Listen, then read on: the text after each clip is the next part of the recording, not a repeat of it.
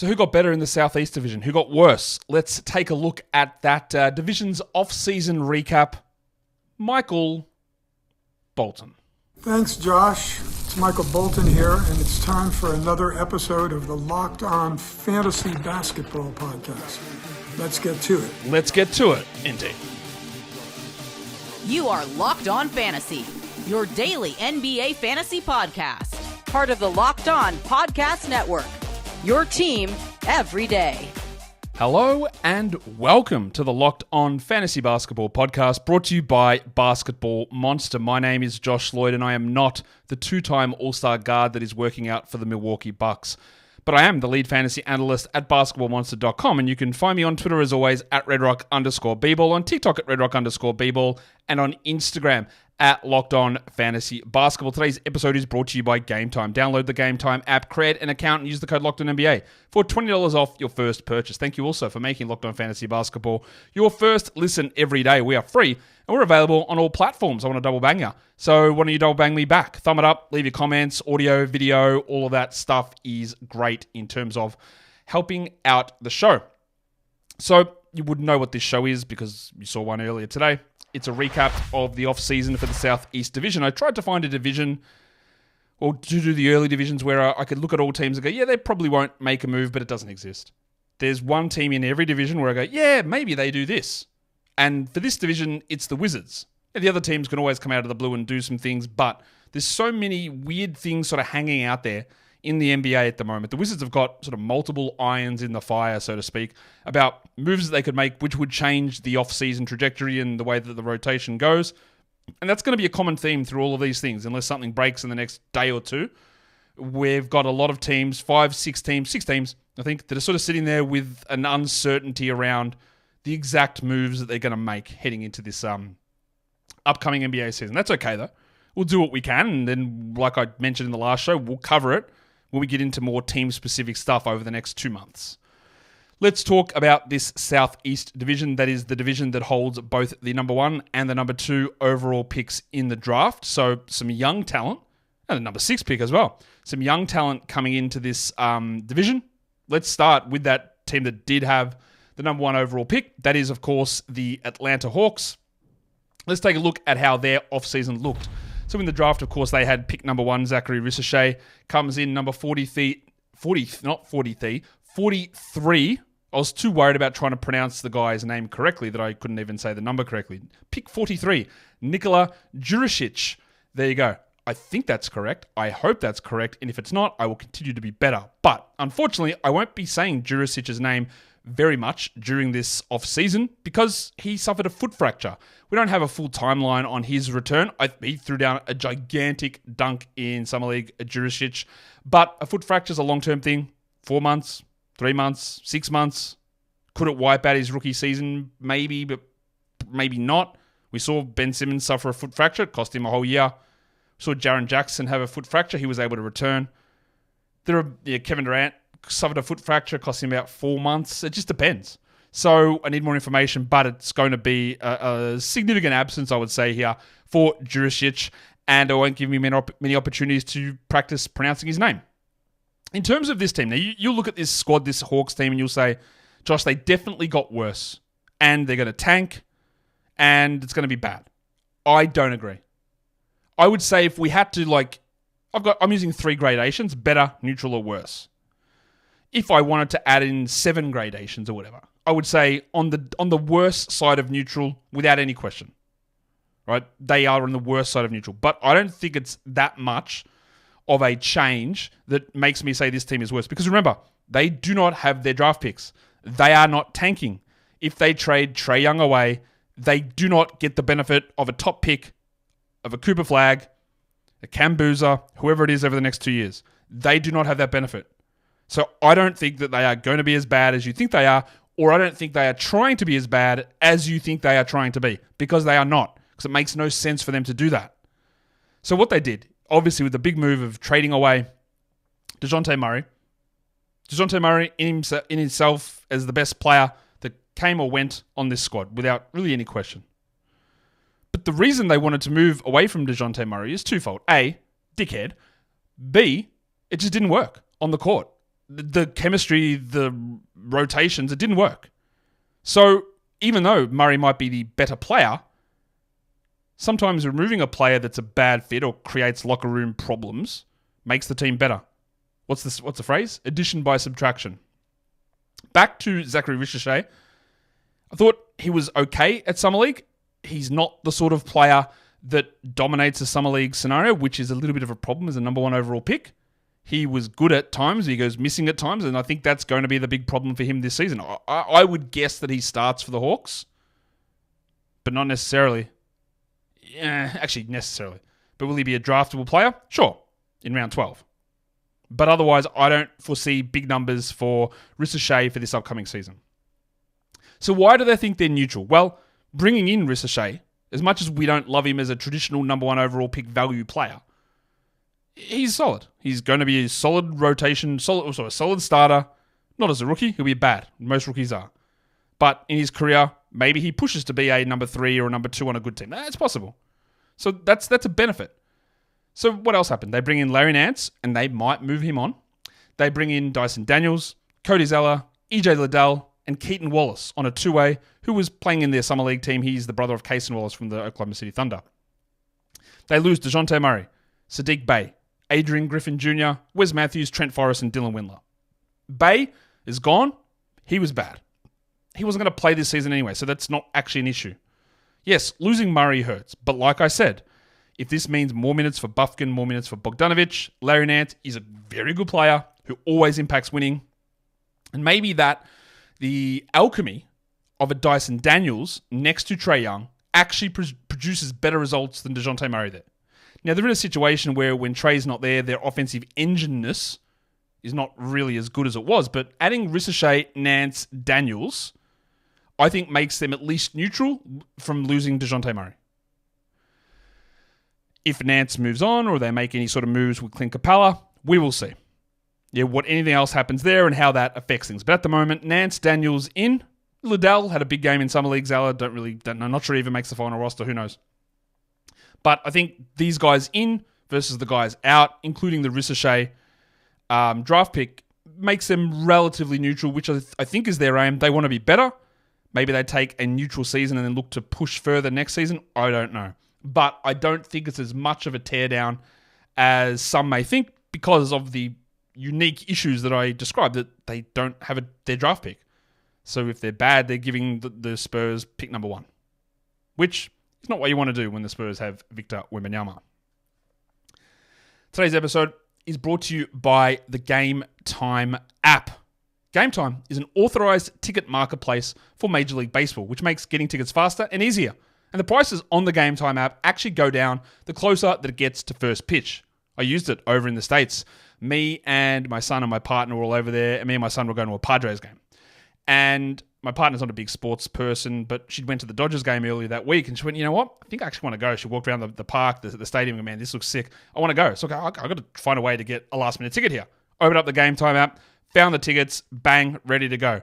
We were able to get tickets in a similar section to where we were already sitting.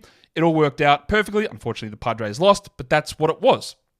So with Game Time, you've got so many things. Flash deals, zone deals as well, where you can just choose an area to sit and they just find the best prices for you in that area. And like I said, the prices do go down the closer you leave it to actual game time, like the name of the app. So take the guesswork out of buying tickets and Major League Baseball tickets with Game Time. Download the Game Time app, create an account, and use the code LOCKEDONNBA for $20 off your first purchase. Terms apply. Again, create the account, redeem the code LOCKEDONNBA for $20 off. Download Game Time today. Last minute tickets, lowest price guaranteed. Okay, so if you're just joining us, which you aren't because it's a podcast and a YouTube video, so you're already here, we're talking about the Southeast Division off-season recap. But don't forget to check out Locked On Sports Today, our 24/7 live YouTube channel, which cuts out the nonsense that you see, the ill-informed nonsense from, what's the right word? Knobs that you see on ESPN, Fox Sports. We're not going to be paying $8 million to get Skip Bayless on there, I'll tell you that much. There's good information, which is the opposite of what you get from guys like that. So what we're here to do, again, like I said, is talk about the Southeast Division, and let's talk about your buzzy. Oh, yeah. Charlotte Hornets. Did they get better? Yes. I think they're going to be better anyway just by the hope/likelihood that LaMelo Ball plays more than 29 games, that you won't have a Miles Bridges suspension, that Mark Williams won't be doubtful for 17 straight games and then never play from November onwards. The fact of the odds of those three things happening again have got to be infinitesimally small. So we're getting better on that regard. But that's not how I'm grading this stuff. I'm grading it on players in versus players out. Not players re-signed, not players back from injury. Players in, players out. I think they're going to be better. At pick number 6, Tijan Slan. A little bit early for Slan. Didn't expect him to go at 6. Watched him play at Summer League. He's very big. He's very tall. He's got a very wide frame. He's relatively skinny through the arms and legs, but he's going to turn into an absolute behemoth, I think. I don't think he can really play the 3 long term. He's going to be a 4/5. And he's not going to be Giannis because you can't put that expectation on someone. But in terms of the way that a body could develop, he could develop into a Giannis-type body. Now, Thanasis also could develop into a Giannis-type body, and that doesn't mean anything in terms of his basketballing ability. And I think the same thing goes for Salan. Not saying he can't be Giannis from a basketball perspective, but it's not what I expect. Salan was rough. We expect this. I thought the rebounding was pretty good. Defensively had some moments. Some shooting okay. Just look what I expected. He's not going to play very much this season at all. And that's okay. He's very young. He just turned 19 or he's about to turn 19. They don't need him to start straight away and he won't. He's not going to be a draftable player. At number 42, they selected KJ Simpson. An older point guard, a little bit short, but the profile that he provides can have fantasy success. We need to see how he actually looks playing the game. Nothing really stood out for me for him. That I'm going to go, he's got this huge role coming up. But there are some outlier types of his size and defensive stats coming out of college which lead to positive outcomes. So we want to keep an eye on that. Who comes in? They finally have competency in the front office. Ownership, we'll see, but yeah, I guess so. But they were able to just get in the way the Spurs have done as well. Get in on the business of other teams. Klay Thompson wants to go to Dallas. Dallas needs to create space. Charlotte goes, can you just give us a player? And they have to. They had the cap space, they used it, and they bring in Josh Green. Denver wants to get out of or avoid apron stuff and avoid spending money because they're poor owners, they're struggling with their businesses. They take on Reggie Jackson and they take $1 million draft picks back. They help the Spurs facilitate the Harrison Barnes, DeMar DeRozan deal. They get Devontae Graham, they waive him, and they get picks out of it. Just doing smart things. So Josh Green comes in. Reggie Jackson's there. Not sure whether Reggie stays, but for about 3 years, we've got, the Hornets have no guards. Who the hell is their backup point guard? I think last season it was where they went in and then like a week into the season went, maybe we should get a point guard. And they had to sign Ish Smith.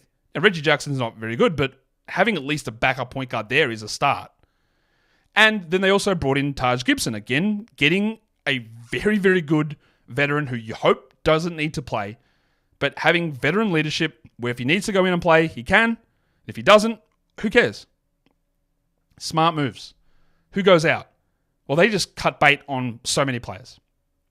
They made the trades last season with the Thunder, getting off of Gordon Hayward, getting some guys in to try it, like Misic and Trey Mann. They also brought back Davis Bertans in deals. They brought back Alexei Pokusevski, and then they just cut them both. Bertans is gone, hasn't signed anywhere. Poku was cut as well, and he is signing over in Europe, so his NBA career at this point has gone the way of Jan Vesely. We had hopes for Poku. I was high on him at draft time. I probably jumped off the Poku bandwagon before most who were on it with me. One of the first off it, and he's done. He's not coming back. He's not good enough in this scenario. We're out on him, obviously. So he's signing in Europe. Bryce McGowan's had some interesting moments, I thought, at times. He's gone. He's signed in Portland on a two-way. He's someone to watch, but probably nothing there. Marcus Bolden was on this team at the end of last season, but yeah, he's not coming back. Taj Gibson will take that spot. And then Amari Bailey, who was a relatively high second-round pick last season, never got a chance to do anything, and they haven't brought him back. I would be, if I'm another team, trying to give Bailey a shot and see what we get. And JT Thor, the god of hammers, who had some upside as a second-round player, young player, shot blocker, shooter, never really came together. He's gone. He's not back either. But you lose Bertans and Poku, and then it's Bailey, Thor, McGowan's, and you get in Green, Gibson, Reggie Jackson, Tijan Salan. Like, it's better. Is it enough to make a difference?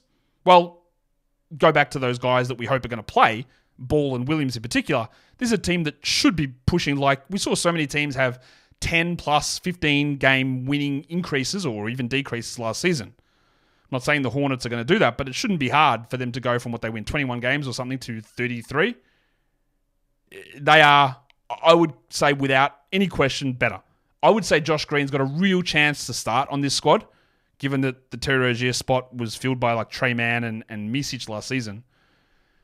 There's Cody Martin as well who could play, but they're better. Hard for me to disagree with that at this point. Well, maybe you can disagree with it. Who am I to say?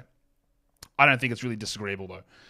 All right, so let's talk about the next team, which, like Atlanta, I should have maybe done more gradations in my scale, but overall, the Miami Heat, I think they got worse. It's not terribly worse. I think that it's close to neutral, but I think they got worse. A lot of it is going to depend on whether Khalil Ware, who's dominating in Summer League, old mate Superman, he's killing them. And we love that pick of Ware. I had Ware as a top 12 pick on my board. He went at 15. Whether they end up ever playing him next to Bam, I'm not sure. But if they do and Ware is ready, rookie big man though, who knows? Maybe not. I've got some really high hopes for Ware. But he's in at 15. And the other one is Pele Larson, who I just don't think is very good, honestly. Older wing player who passes a little bit. Not sure he's going to do a huge amount. But look at who's out and who's in. Now, these aren't dominating names by any stretch. But we have talked about this Heat team having no fours or no forwards for so long. Obviously, Jimmy Butler, very injury prone. Tyler Hero, injured a lot last season as well. Caleb Martin was injured quite a bit, but he's gone. So who comes in? Alec Burks comes in, and Burks had some moments early in the season for Detroit. He had some good games, but he was terrible for big stretches of the season, even when he went to New York and he was out of the rotation. But they have a dearth of guards, and his shooting is there. How is Terry Rozier going to play this season? I'm not sure, but they needed guards. We know this. And then the other additions they have are two-way players, Kashad Johnson and Zion Pullen. Pullen's a point guard. Johnson is a wing who's had some really big moments in Summer League, and we know that the Heat have always had always, for a long period of time, really strong success in turning undrafteds and two-way guys into rotational players, and I wouldn't be shocked if one of Kashad or Zion turns into an NBA rotation player or even a starter, and from what we saw in Summer League, Kashad has the step up there. But we're not going to expect that this season. They also bring back Drew Smith, who's been on this team 10 times, it feels like. Tore his ACL falling off the side of the court in Cleveland last year. He's played for the Nets. He's an undersized point guard. Don't think it's going to happen for him. And then they've got Isaiah Stevens on an Exhibit 10. Not really a big deal there. So that's what I mean. They brought in Alec Burks, undrafted players, Kashad Johnson, and then Khalil Ware. Now, if Ware bangs and he starts and plays 25 minutes, then they are probably neutral. So who do they lose? Caleb Martin, who was a 28-minute-a-night player, hero of their playoff run 2 years before. He's gone. Some weird stuff with the way those contracts seem to go. All that stuff it was weird. But he's gone. They do bring back Haywood Highsmith, but he's worse than Caleb Martin, but he was on the team last year anyway.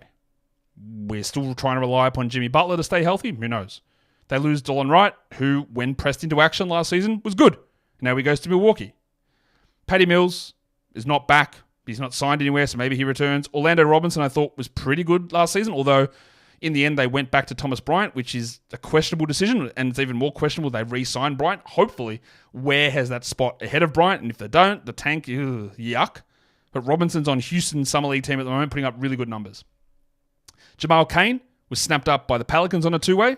He's flashed some moments for them in preseason a couple of years ago, but never really did anything. And then Cole Swider and Alondes Williams were on the team at the end of last season, and they haven't signed anywhere yet. So, that's what I mean. We've got Burks in, Ware in, Caleb Martin, Delon Wright, Orlando Robinson out. It's not a big difference, but I think the best player there is Caleb Martin, and he's gone. And you're hoping for a rookie center to be able to play alongside your other center, so one of them is a 4. And can Ware shoot in the NBA, or will you have Bam and Ware playing the 4 and 5 not shooting? Is Highsmith your permanent starting 4? I don't think that we should feel super confident about saying that Miami got better. Maybe they do. But maybe that's to do with internal development or players being healthy. But in terms of the off-season acquisitions, it's close to neutral, but I'm going to say that they're worse.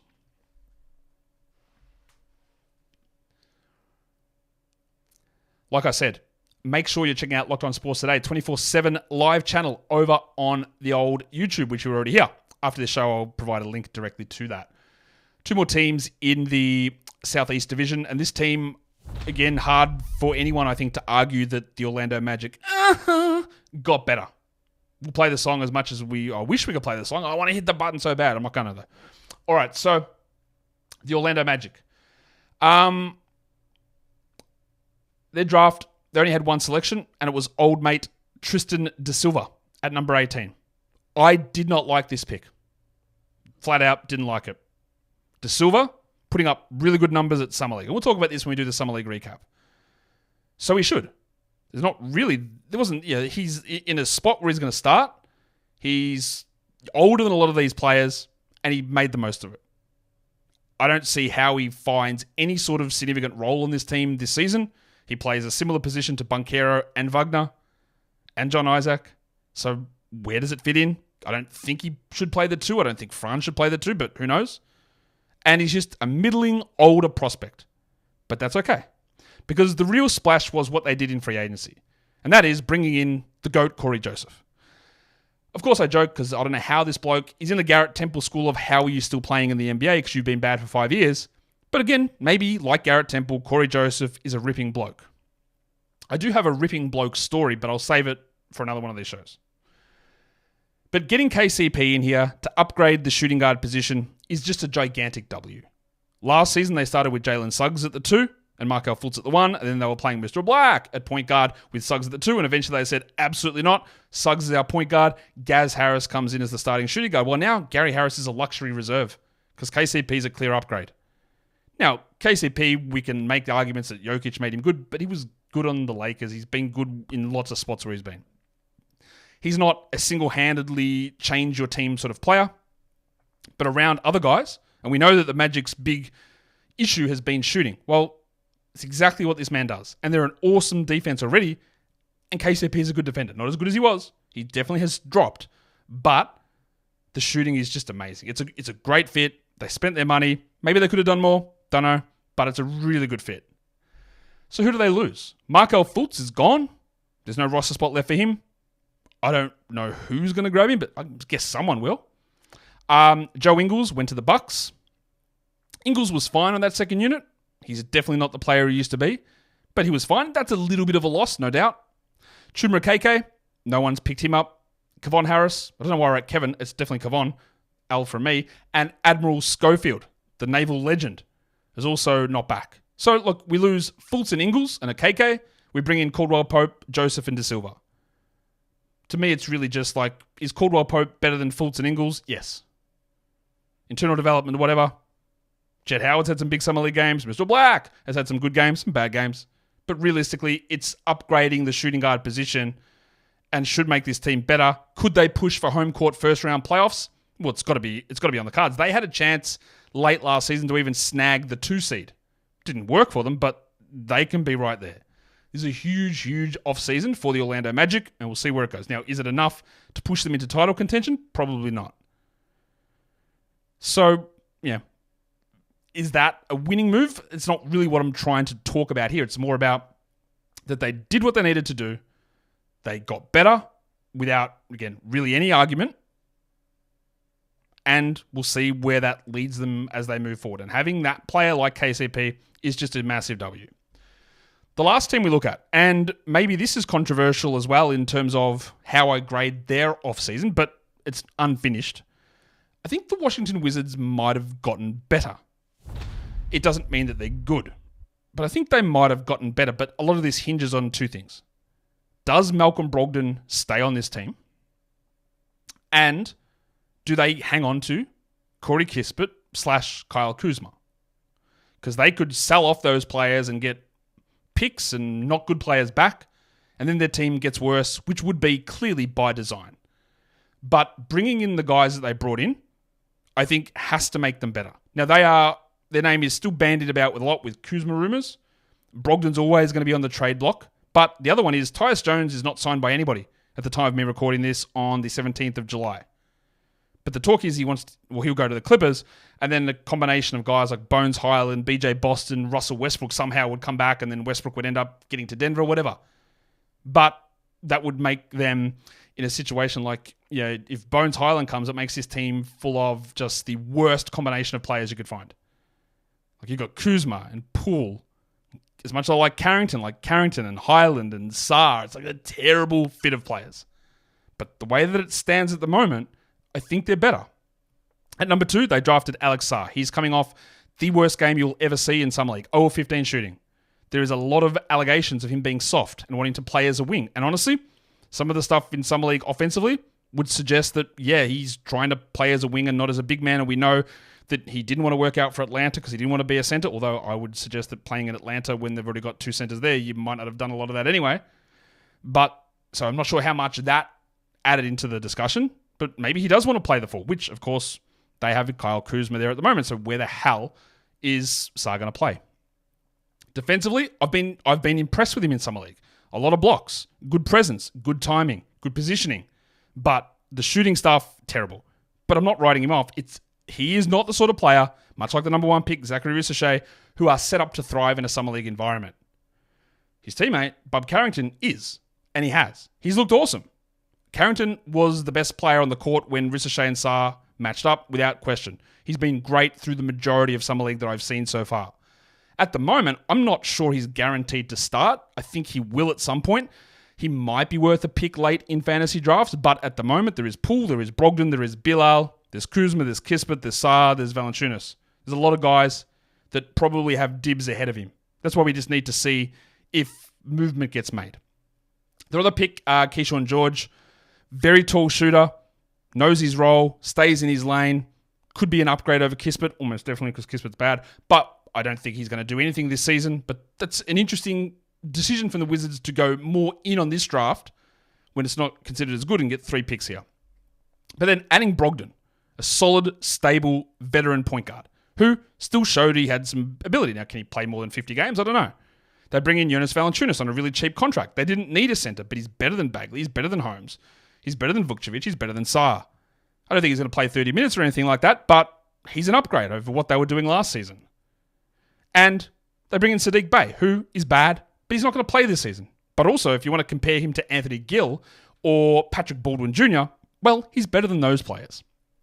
So who do they lose? Well, losing Denny Avdia is a big deal. Not as big a deal as some of you might think, because again, I think his breakout and his ability as a player was significantly overrated last season. We'll see what he does in Portland. He's a good role player. He's a solid 4th, 5th starter. He's not a star in my mind. But they moved on from him. That brought them Bub Carrington, of course.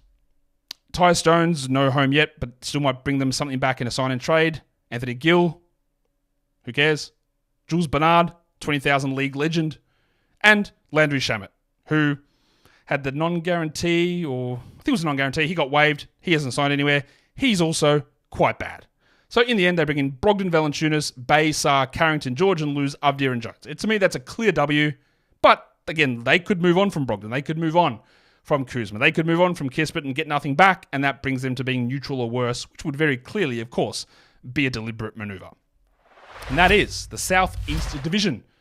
The off-season recap across the NBA. So, do you agree? Do you think that those teams got better and worse? Orlando, definitely better. Charlotte, better. Atlanta, neutral, I think. Neutral to worse. The Heat, worse to neutral. And at the moment, the Wizards better, but that could change really, really quickly. And one way you can change is by giving me a thumbs up, leaving a comment, subscribing, and all of that stuff. Guys, we are done here. Thank you so much for listening, everyone. See ya.